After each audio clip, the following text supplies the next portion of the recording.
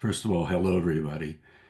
When I listen to Phil and now to David, I'm thinking of the poet Bob Dylan, the prophet Bob Dylan. Every one of those words rang true.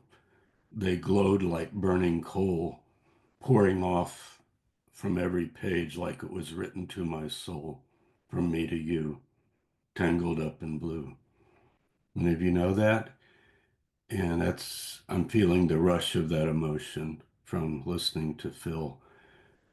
I lived through a great deal of it with him, and he's such a passionate and wonderful human being for justice, truth, and righteousness. And David, as well, an honest seeker.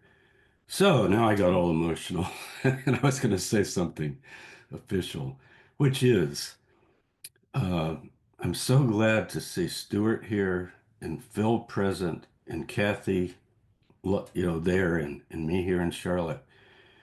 Because the four of us as academics have banded together over the years, as you know. And the Bible says a triple cord cannot be broken. Well, a quadruple cord, I'm telling you, like if you stand with four people and lock, and I put I'll put this link in again to a playlist on Waco that I have on my YouTube channel. And Kathy has this up, and I think others too, but you'll have it if you don't know, and spread it around. We have a 3 hour video. Could you stand a 3 hour video where Phil and Stuart and Kathy and I sit around the table and we worked on the organization for weeks. Like we didn't just, oh, let's just sit and talk. No, it was like topical. How did you hear about Waco? Who were the branch Davidian? It's really well done. 3 hours. And I use it in my classes and, make sure people really watch it. But so I'll put that up. But I feel very moved that the four of us are here with you all because we've been in all those documentaries and all those, attempts to write editorials and so forth and books, right? We've written. So, but what I wanted to say, spinning off of that, what I had in mind when I first raised my hand before I heard you guys, was to make the statement that sincerity does not guarantee truth in any field, religion, whatever. So whether let's go to religion and religious experience, the social psychology of religious experience, which Stuart and I and all of us study. The social and individual psychology of religious experience, that is, when someone feels or believes that they're hearing from God or they're being guided and suddenly passages of the Bible coming together. I study this through history, starting with the earliest Messianic movement. We know the Dead Sea Scroll movement, which is my main focus, and then all the way down, and Phil does as well. And there's a long chain of people that have looked at these same texts, come up with different interpretations for their time. But there's actually a residue of commonality that's quite astounding. They're trying to figure out when these weeks start and when these days start, and they come up with different things. So sincerity does not guarantee truth. It doesn't even indicate truth. If somebody's very, very sincere, which many people are about religion. But you know what it does? Because it's sincere, it guarantees a continued quest for truth. You follow? And as if you sincerely think you have truth, that doesn't mean you have truth just because you're sincere. But if you are sincerely, I mean, truly with all your heart, believing what you have is truth, no matter what happens, you will continue the search. You might even go in another direction, but it's that heart that is guiding you. And whatever view of God you have, I hope it includes God looks at the heart. My favorite verse in the Torah is not, even beyond the Ten Commandments, is when Moses says twice, O El, O God, Elohim, O God Elohim, who is the Lord of the spirits of all flesh, not just Jews, not just of all flesh.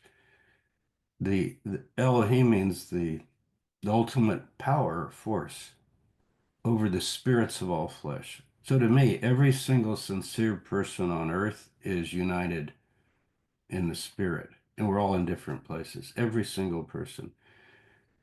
And I'm using sincere in a deep way, literally. You understand what I mean? People that think deeply and they want to do the right thing and they'll make sacrifices. And, we know what the values are, basically three, right? Truth, justice, and love. Those are the three values of the cosmos, and everything else comes from them. Truth, justice, and love. So if we're all into truth, justice, and love, we already have a great fellowship. David and I have talked about this. You don't need to be in a thing as a human being, you're already in the thing. And then we're all on a path. So I wanted to pass that on to you because, you might be at a point, this is kind of what Phil was saying, where you don't really know what you think. You know what? That's such a sincere and wonderful place to be. Don't worry about it. It's actually good. Better than falling for something that isn't true and you find out later, right? I think the great sanctuary of the cosmos, the temple, the holy place, is the spirits of just and good people seeking. That's the sanctuary. I'd like to call it the academy, Stuart. We do try. Because that's the whole idea of the academy. Remember, it comes from Plato's Academy. You sit around on the steps of the Acropolis, and if you ever go to Greece, go there. Just imagine Plato, Aristotle, Socrates, those very steps. It's pretty moving. And they call themselves the Academy. And what is it? To seek truth. To seek truth. So, and you've read Plato, all of you, I'm sure. It's amazing. He said, "Well, what is love?" And you go, "Wow, okay, let's go into that." So I wanted to leave you with that and just the encouragement. I love you all, and there are some regarding Waco specifically. We didn't stop on the 30th anniversary with a lot of the special things. And that wonderful movie that David was so involved in, just called Waco, is still out there and it's actually still doing good. The Paramount Pictures. It's not perfect. It's got a lot of mistakes, but boy, it also captures something. I play it for my classes, but things are still going on. I just got asked to lecture at University of California, Santa Cruz last year on Waco, and we're still speaking and writing and so forth, and others are joining us. We have other scholars coming in, and so it's not over. And I'm hoping for some major breakthrough somehow along the way. Okay, thanks. That was absolutely awesome. It was awesome. God, Dr. Tabor.